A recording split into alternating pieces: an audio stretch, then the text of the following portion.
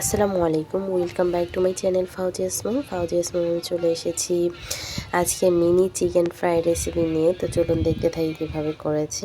বিসমিল্লাহ। আমি এখানে চিকেনের একদম পাতলা পাতলা করে চিকন করে পিস তৈরি করে নিয়েছি। দেখা গেছে মোটা পিসগুলো নিলে অনেক সময় ভেতরে মশলাটা ঢোকে না বা সেদ্ধ হতে সময় লাগে ফ্রাই হতে, সেজন্য আমি চিকন করে নিয়েছি। তো এখানে নিয়েছি টক দই, দিয়ে দিয়েছি সয়া সস, দিয়েছি টমেটো সস, দিয়েছি সামান্য হলুদ গুঁড়া, দিয়ে দিচ্ছি লাল মরিচের গুঁড়া, দিয়ে দিচ্ছি ধনিয়া গুঁড়া, স্বাদ মতো লবণ, আর দিয়ে দিচ্ছি আদা রসুন বাটা।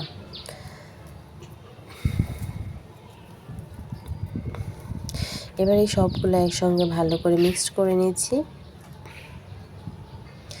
মিক্সড করেছি এরকমভাবে, এটা কিন্তু একদম পানি পানি থাকবে না।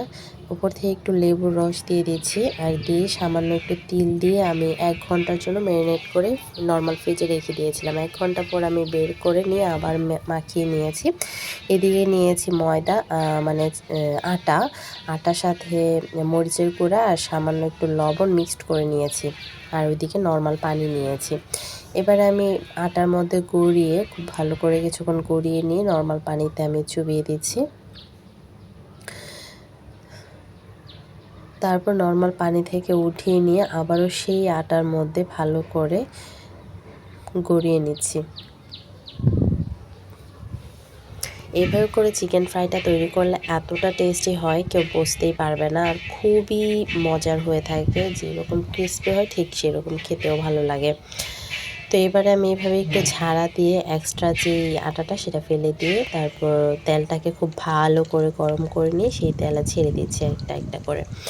আমার রেসিপিগুলো যদি আপনাদের কাছে ভালো লেগে থাকে প্লিজ লাইক, কমেন্ট, শেয়ার করতে ভুলবেন না। চ্যানেলটিকে সাবস্ক্রাইব করে চ্যানেলটির পাশে থাকা অনুরোধ রইল। পাশে থাকা বেল আইকনটি ক্লিক করে দেবেন, এতে করে নতুন নতুন রেসিপিগুলো আপলোড হওয়ার সাথে সাথে আপনারা সবার আগে নোটিফিকেশন পেয়ে যাবেন। এছাড়াও যদি আপনাদের কোনো রেসিপি দেখার থাকে আমাকে কমেন্টস করে জানাতে পারেন। আর যদি পেজ থেকে দেখে থাকেন পেজটিকে ফলো দিয়ে পাশে থাকবেন। এভাবে লাল লাল করে ভেজে তারপর আমি তুলে নিচ্ছি। প্রত্যেকটা আমি এভাবে ভেজে তুলে নিয়েছি। মাশাআল্লাহ, দেখতে যতটা সুন্দর হয়েছিল আর আলহামদুলিল্লাহ খেতে অসাধারণ ছিল।